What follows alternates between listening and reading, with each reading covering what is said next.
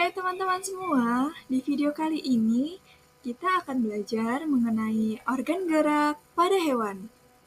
Pernah penasaran gak sih kenapa kucing bisa melompat tinggi? Atau bagaimana caranya burung bisa terbang bebas di langit? Semua itu bisa terjadi karena ada yang namanya sistem gerak. Nah, di video kali ini kita akan belajar bersama-sama nih tentang sistem gerak pada hewan. Yuk kita cari tahu bagian-bagian tubuh hewan apa saja yang berperan penting dalam pergerakan dan bagaimana cara mereka bergerak. Dijamin seru dan bikin kamu makin paham tentang dunia hewan. Oke, langsung aja yuk.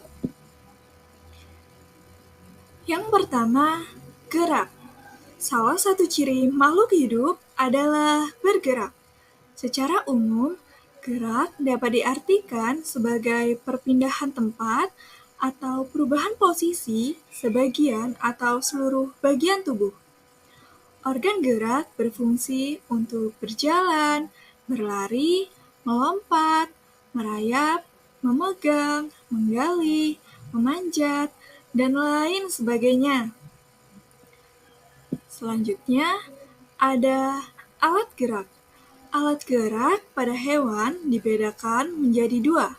Yang pertama ada alat gerak pasif, dan yang kedua alat gerak aktif. Nah, sekarang kita ke alat gerak pasif. Jadi, apa sih alat gerak pasif itu? Ternyata alat gerak pasif itu tulang. Tulang disebut alat gerak pasif karena tulang tidak dapat bergerak dengan sendirinya. Tanpa adanya alat gerak aktif yang mempengaruhi tulang, maka tulang-tulang pada manusia dan hewan akan diam dan tidak dapat membentuk alat pergerakan yang sesungguhnya. Walaupun merupakan alat gerak pasif, akan tetapi tulang mempunyai peranan yang besar dalam sistem gerak manusia dan hewan. Oke, yang kedua ada alat gerak aktif. Apa sih alat gerak aktif itu? Ternyata otot disebut juga dengan alat gerak aktif. Otot disebut alat gerak aktif karena otot memiliki suatu senyawa kimia yang membuatnya dapat bergerak. Pada saat otot yang menempel pada tulang bergerak, otot tersebut akan membuat tulang bergerak. Oke, selanjutnya berdasarkan ada tidaknya tulang belakang, hewan digolongkan menjadi dua, yaitu hewan vertebrata dan hewan invertebrata. Hewan vertebrata adalah hewan yang memiliki rangka dalam atau endoskeleton. Contohnya ada kuda, ikan, hiu, penyu, elang, ular, dan kelinci. Kemudian ada hewan invertebrata.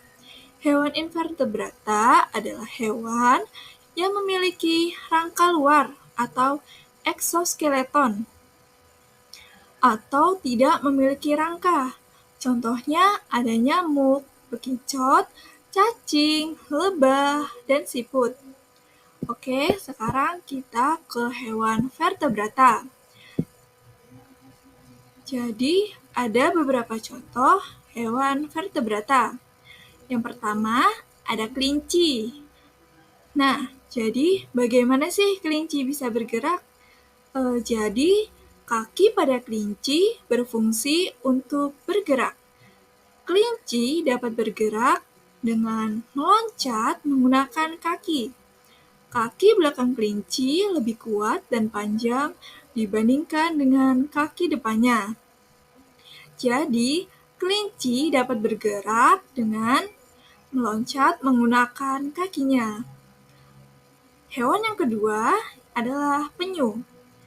Penyu bergerak di darat dengan cara merayap, dan penyu juga dapat bergerak di air dengan cara berenang dengan kakinya sebagai pendayung.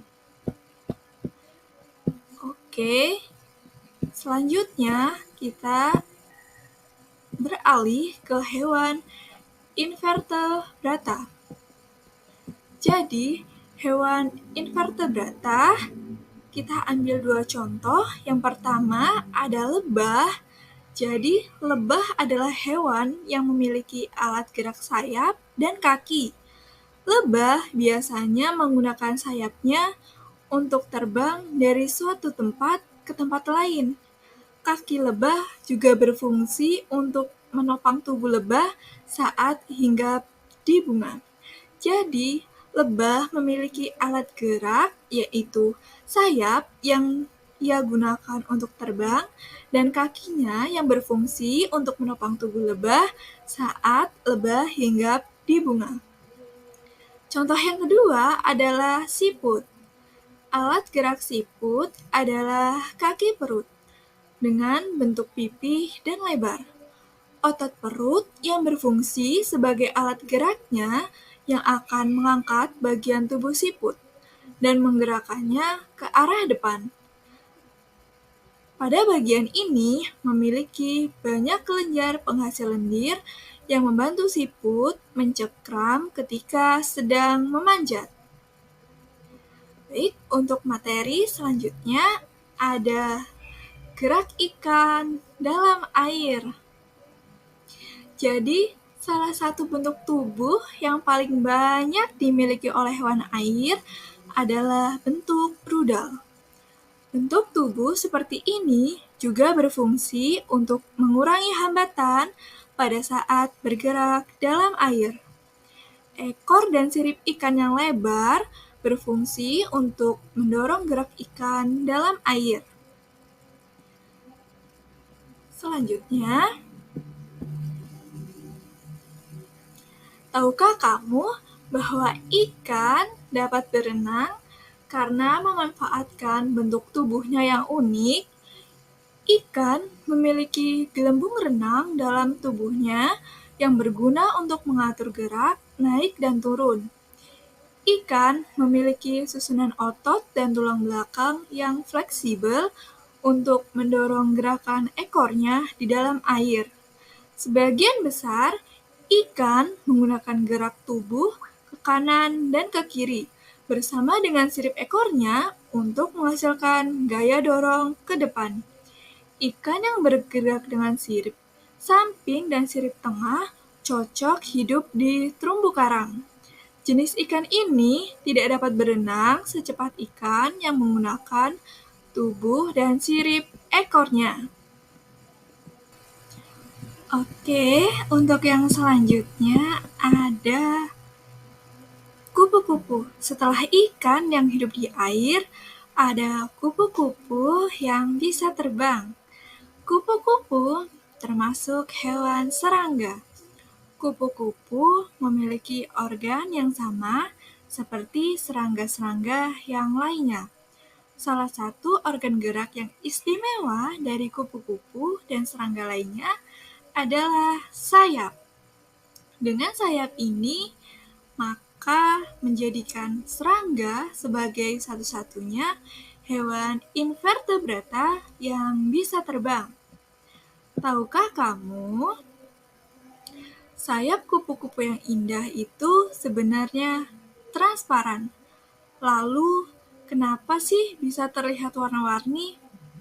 Sayap kupu-kupu terlihat warna-warni karena perbedaan kecerahan pada setiap lapisan tipisnya. Kupu-kupu memiliki kemampuan terbang yang luar biasa. Kupu-kupu bisa terbang sejauh ribuan kilometer untuk mencari daerah yang hangat ketika musim dingin tiba. Kupu-kupu akan kembali lagi menempuh jarak ribuan kilometer ketika musim semi tiba. Meskipun demikian, kupu-kupu tidak bisa terbang apabila suhu tubuhnya di bawah 30 derajat Celcius. Nah, itu dia penjelasan materi mengenai gerak pada hewan. Nah, agar teman-teman lebih paham tentang materi ini, mari kita coba selesaikan soal berikut ini.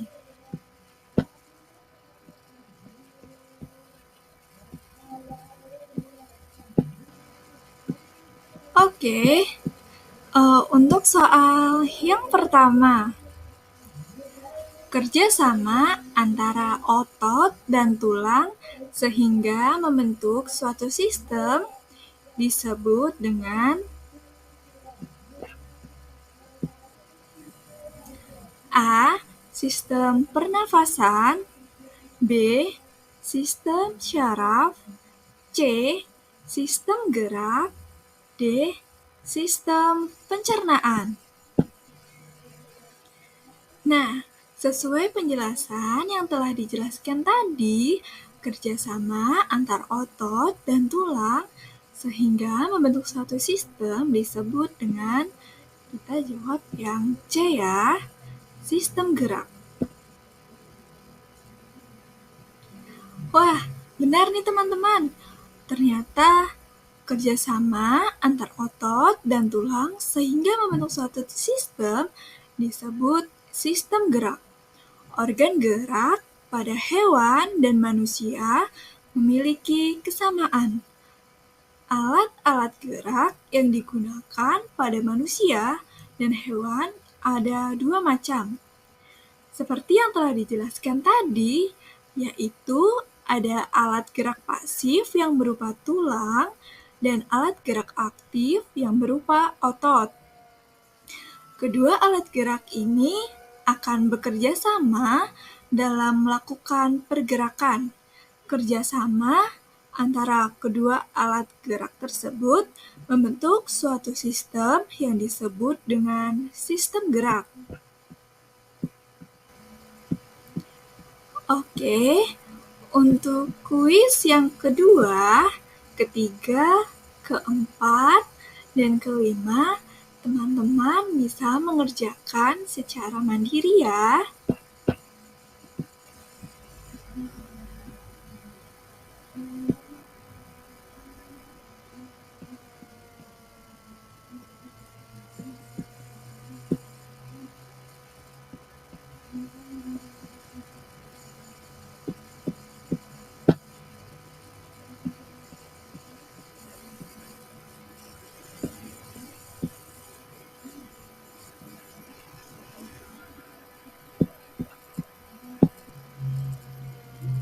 Nah, itu dia materi mengenai sistem gerak pada hewan. Asyik kan belajar tentang sistem gerak hewan? Mari bersama-sama menjaga habitat hewan agar mereka tetap bisa bergerak bebas dan lincah. Yuk jadi penjelajah kecil dan temukan lebih banyak lagi. Sampai jumpa di video selanjutnya. Terima kasih.